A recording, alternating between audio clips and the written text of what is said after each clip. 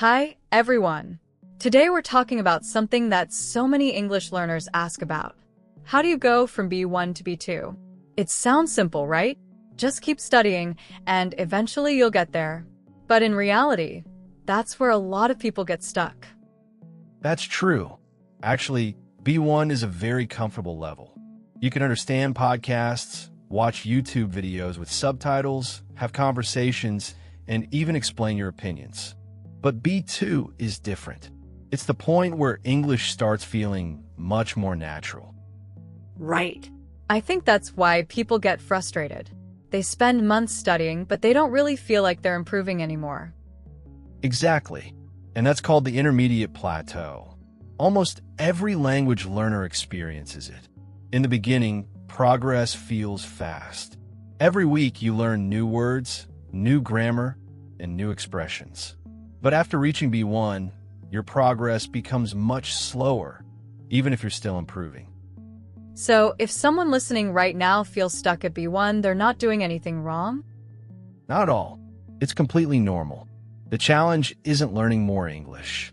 The challenge is learning English differently. Oh, that's interesting. What do you mean by differently? Well, many B1 learners continue using beginner methods. They memorize long vocabulary lists, study grammar rules every day, and complete textbook exercises. Those things aren't useless, but they're no longer enough. So, it's like going to the gym. If you always lift the same weight, your muscles stop growing. That's actually a perfect comparison. Your brain also needs new challenges. At B2, you're training flexibility, confidence, and fluency rather than simply collecting information. I love that idea. Instead of collecting information, you're building skills. Exactly. Think about driving a car. Reading a book about driving doesn't make you a good driver. You become a good driver by spending time on the road. English works the same way. Okay, let's imagine someone says, I'm B1. What should I change first? The first thing is your daily input.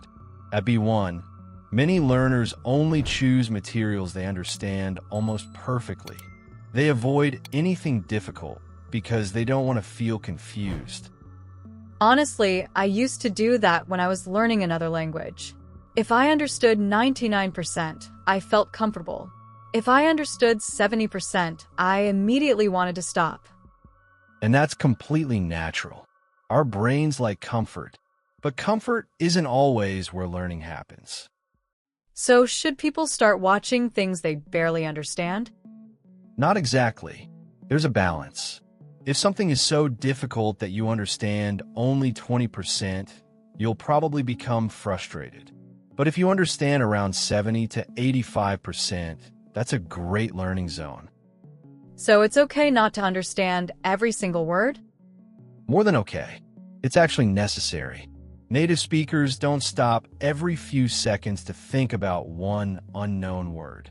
They continue listening because they understand the overall message. I think that's a huge mistake many learners make. They pause every minute, open a dictionary, write the word down, and then completely forget what the speaker was talking about. Exactly. Sometimes the goal is communication, not perfection. If you stop too often, your brain never practices understanding English naturally.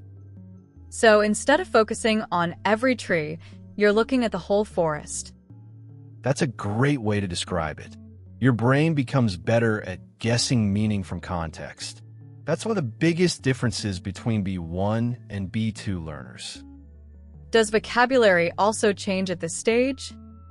Definitely, but maybe not in the way people expect. Many learners think they need to memorize thousands of advanced words. Like those long lists with words nobody seems to use. Exactly.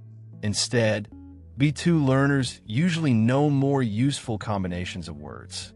For example, instead of learning the word decision, they naturally say make a decision.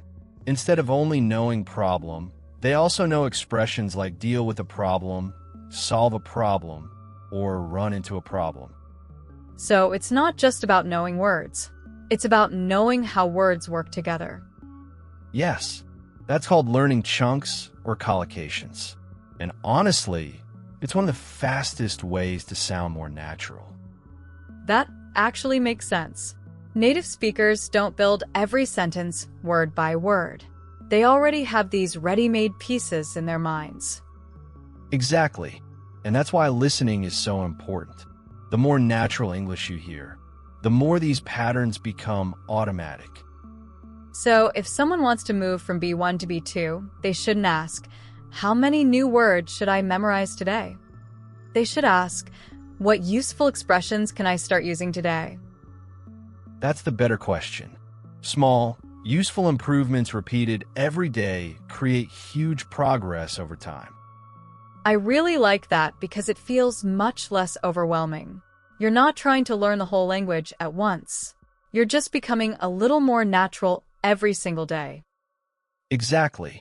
And that's the mindset that helps people finally break through the B1 plateau and start moving confidently toward B2. So we've talked about changing the way you learn. But I think there's another question people always ask. How do I know if I'm really becoming B2? Because sometimes it's hard to see your own progress. That's a great question. And honestly, many learners expect one magical moment when they suddenly feel fluent. But that's not how it works. There's no day when you wake up and think, congratulations, I'm officially B2 now. Exactly. Progress is usually gradual. One day you realize you watched a 20-minute video without subtitles.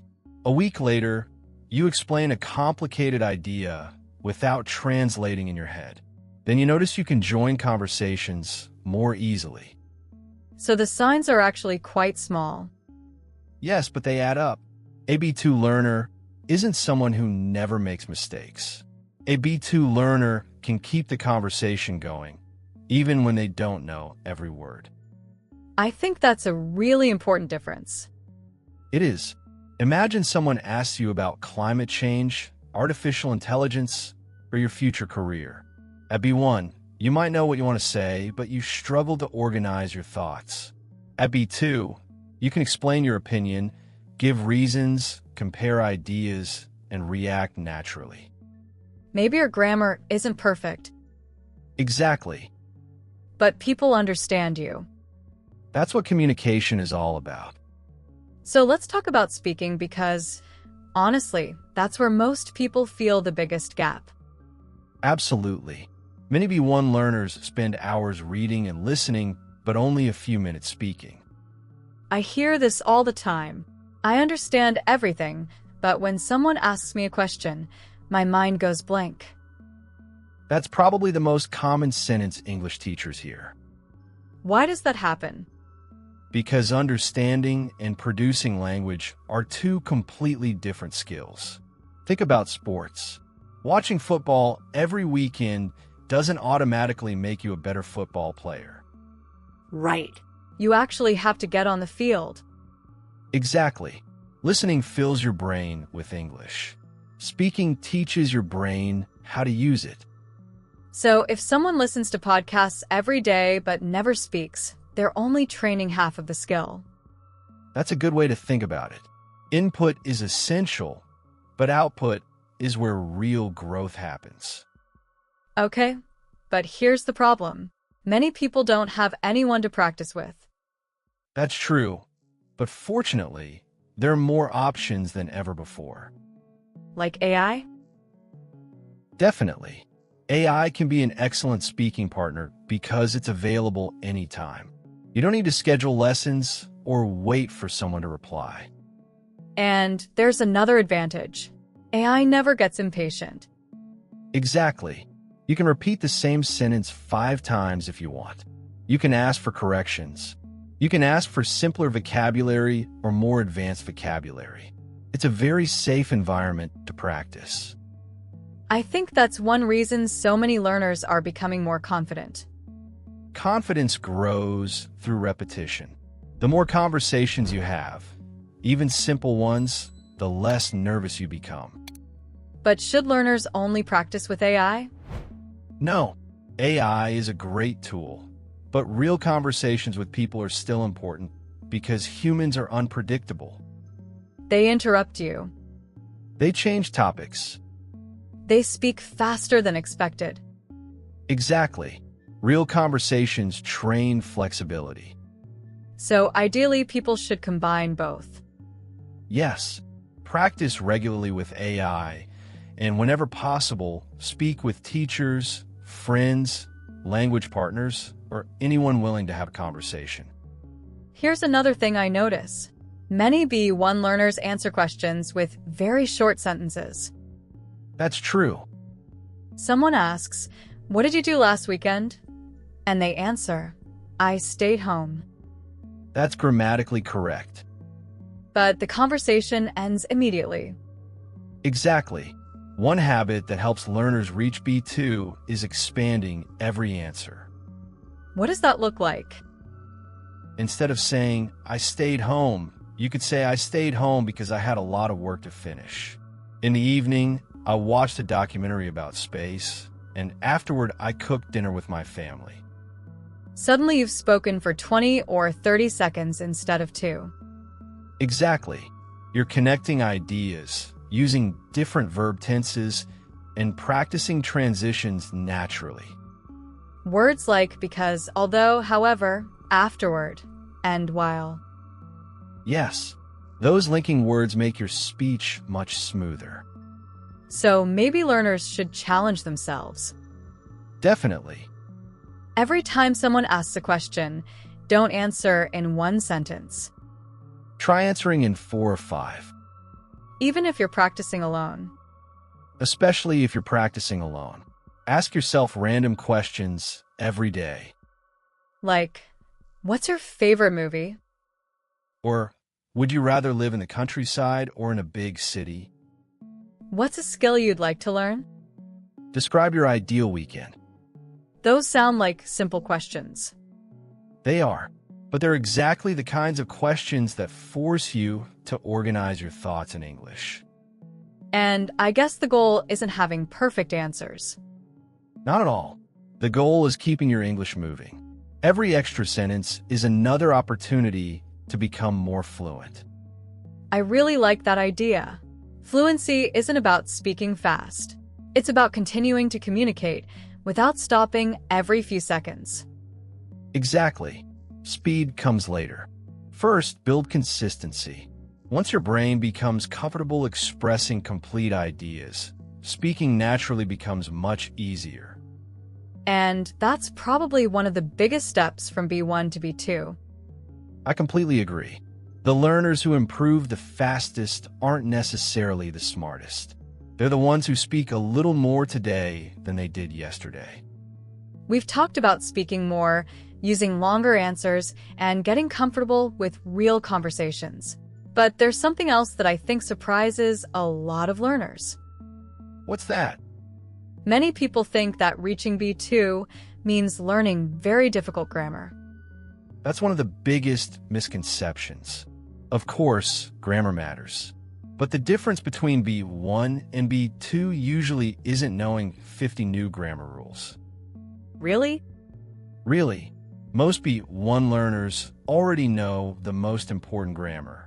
They know the present, past, future, present perfect, conditionals, passive voice, and modal verbs. The problem is that they don't use these structures automatically. So it's not about learning them. It's about using them naturally. Exactly. Think about driving again. You may know all the traffic rules, but when you're actually driving, you don't want to think about every single rule. You want your reactions to become automatic. That makes a lot of sense. The same thing happens with English. When someone asks you a question, you shouldn't spend 5 seconds thinking, should I use the past simple or the present perfect? Ideally, the answer should come naturally. So how do learners make grammar automatic? Through repetition in real situations. Instead of doing 50 grammar exercises, try telling stories, explaining your opinions, or describing your day. Because then you're actually using the grammar. Exactly. Grammar should support communication, not replace it. I think another thing that slows people down is being afraid of making mistakes. Absolutely. Fear is one of the biggest barriers between B1 and B2. I know people who stay silent because they aren't 100% sure their sentence is correct. And ironically, that keeps them from improving. Why is that? Because mistakes are feedback. Every mistake tells you what needs more practice. If you never make mistakes, you're probably staying inside your comfort zone. That's interesting. So making mistakes is actually part of becoming more fluent. Definitely. Think about children learning their first language. They make thousands of mistakes, but they keep speaking. Nobody expects a 5-year-old to speak perfectly. Exactly. But adults often expect perfection from themselves after only a few years of learning English. Which isn't very realistic. Not at all. So if someone says the wrong verb tense during a conversation, Keep going. if they forget an article, Keep going. if they pronounce a word incorrectly, Correct it later if you can, but don't stop the conversation. because communication comes first. Always. Now, let's talk about pronunciation because I think many learners worry about having a strong accent. That's another common concern. Do people need an American or British accent to reach B2? No, they don't. A B2 speaker doesn't need to sound like a native speaker. The goal is clear pronunciation, not a perfect accent. That's reassuring. It should be. English is an international language. Millions of people speak it with different accents, and they communicate successfully every day. So clarity is more important than imitation. Exactly. If people understand you easily, you're doing well. But pronunciation can still improve, right? Of course. One of the best techniques is shadowing. We've mentioned that before, but could you explain it again? Sure. Shadowing means listening to a native speaker and repeating what they say almost immediately. You copy the rhythm, the pronunciation, the stress, and the intonation. So you're not only copying the words. Right? You're copying how the sentence sounds as a whole. Should learners pause after every sentence? At first, yes. Listen to one sentence, pause, repeat it, and compare your pronunciation. Later, you could try repeating without pausing. That sounds challenging. It is, but it's incredibly effective. How long should someone practice shadowing? Even 10 or 15 minutes a day can make a noticeable difference after a few months. I like that because it doesn't require hours of study. Exactly. Consistency is far more important than long study sessions. Speaking of consistency, let's talk about routines. That's probably the secret that nobody wants to hear. Let me guess. There are no shortcuts. I knew you were going to say that. Because it's true. Reaching B2 usually isn't about studying 8 hours on Saturday. It's about practicing a little every day. So even 30 or 45 minutes daily can be enough. Absolutely, if those minutes are focused. What would an effective daily routine look like? Something simple. Maybe 15 minutes of listening, 15 minutes of speaking, 10 minutes of reading, and a few minutes reviewing useful expressions you learned that day. That actually sounds manageable. It is. The biggest mistake is creating a schedule that's impossible to maintain. Like deciding you'll study 4 hours every single day. Exactly. You might do it for 3 days. And then quit. Right? A realistic routine that you follow for 6 months is much more powerful than an unrealistic routine you abandon after 1 week. So success isn't about motivation. Motivation helps you start. But habits help you continue. Exactly. And that's what separates learners who eventually reach B2 from those who stay at B1 for years. So far, we've talked about input, speaking, grammar, pronunciation, and building good habits. But there's another topic that I think deserves its own conversation. Let me guess. Vocabulary? Exactly. Because every learner says the same thing. I need more vocabulary. And sometimes they're right. But very often, they don't actually need more words. They need to use the words they already know more effectively. That's interesting. Can you explain that? Sure. Imagine two learners. One knows 5,000 English words, but only uses the same 200 every day. The other knows 3,000 words, but uses them confidently in different situations. So, who sounds more fluent? Usually the second learner. Really? Yes. Fluency isn't just about the size of your vocabulary. It's about access. Can your brain find a right word quickly when you need it? I think that's something people forget. Knowing a word and being able to use it instantly are completely different things. Exactly. Many learners recognize hundreds of words while reading, but when they start speaking, those words seem to disappear. It's like your brain suddenly says, sorry, that word isn't available right now. That's exactly how it feels. So how do we fix that? By recycling vocabulary instead of constantly chasing new vocabulary. Recycling? Yes. Every time you learn a useful word or expression, try to use it several times during the same week. In conversations? In conversations, in writing, while speaking to yourself, or even while thinking in English. So instead of learning 20 new words every day, learn 5 useful expressions and use them again and again. That actually sounds much less stressful. And much more effective. What kind of vocabulary should be one learner's focus on? Vocabulary that appears in real life. Expressions you hear in podcasts, YouTube videos, TV series, interviews, or everyday conversations. Not words that only appear in academic vocabulary books. Exactly. Unless your goal is taking an academic exam, your priority should be useful English. I also noticed that B2 speakers use a lot of natural expressions. They do. Instead of saying, I'm very tired, they might say, I'm exhausted. Instead of, it's very interesting. They might say, it's fascinating. Instead of always saying good. They might choose excellent, solid, useful, impressive, or effective, depending on the situation. So they have more options. Exactly.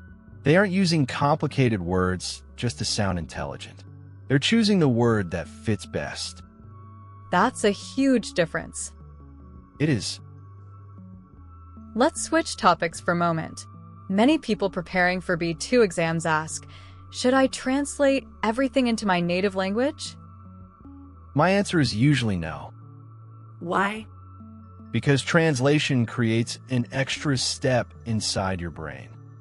So instead of hearing English, you hear English, translate it into your native language.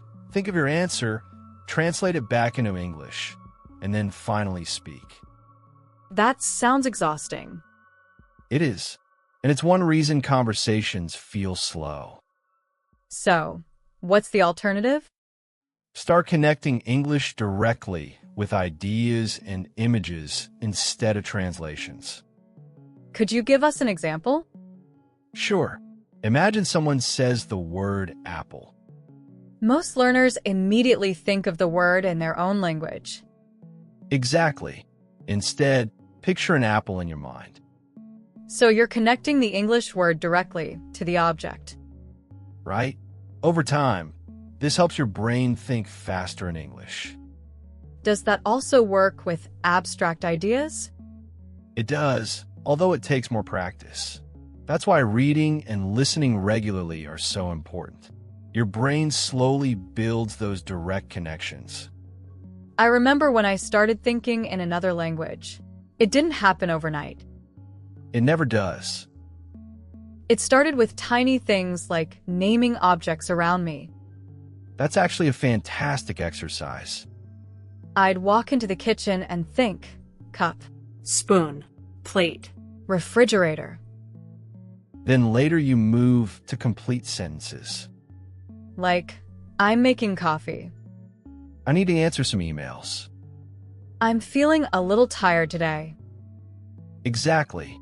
Little by little, your internal voice starts using English more often And that's when speaking becomes easier.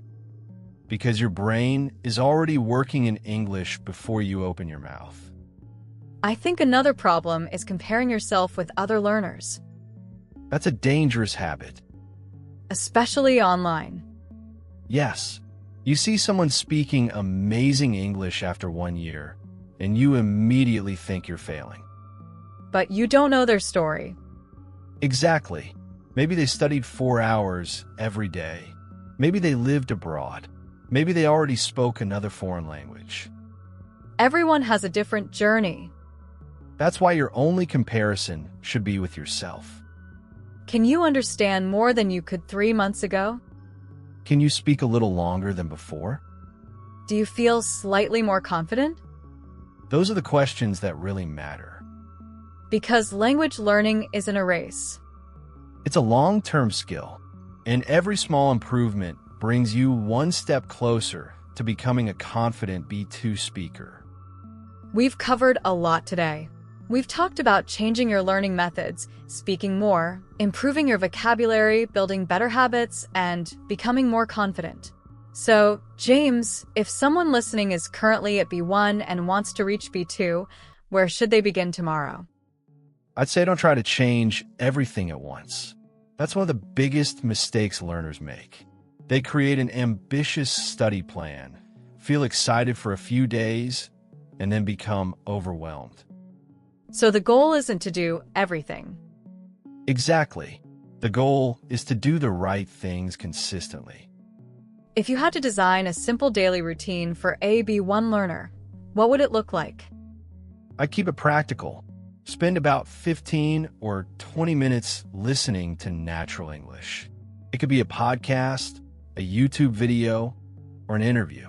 The important thing is that you're listening actively, not just letting the audio play in the background. So no scrolling through social media at the same time. Right? Give the language your attention. What's next? After listening, spend 10 or 15 minutes speaking. Summarize what you heard, answer questions about it, or simply talk about your own day. Even if you're speaking alone? Absolutely. Speaking alone is much more useful than many people think. You're training your brain to organize thoughts in English. And if someone has access to AI or a language partner? Even better, have short conversations every day. They don't need to last an hour. 10 or 15 focused minutes can be extremely valuable. I like that because it feels realistic. That's the key. A routine only works if you can actually follow it. What about reading? Read something you genuinely enjoy. Articles, short stories, blogs, or graded readers. Don't force yourself to read material that feels boring just because someone says it's educational. Because if you enjoy it, you'll keep doing it. Exactly. Consistency always beats intensity. And vocabulary? Don't try to memorize 50 words every night. Choose a few useful expressions, understand how they're used, and make them part of your own conversations. I think that's one of my favorite ideas from today's episode. Mine too. Language isn't built one isolated word at a time. It's built through meaningful repetition. Before we finish, I'd like to ask one final question. How long does it usually take to go from B1 to B2? That's probably the question everyone wants answered. Exactly. The honest answer is, it depends. I knew you were going to say that. Because it's true. It depends on how often you practice, the quality of your study sessions, your exposure to English, and your personal goals. So there's no magic number. No, for some learners, it might take 6 months of consistent practice. For others, it might take a year or longer. And that's okay. Absolutely. Learning a language isn't about reaching the finish line as quickly as possible. It's about building a skill that stays with you for life.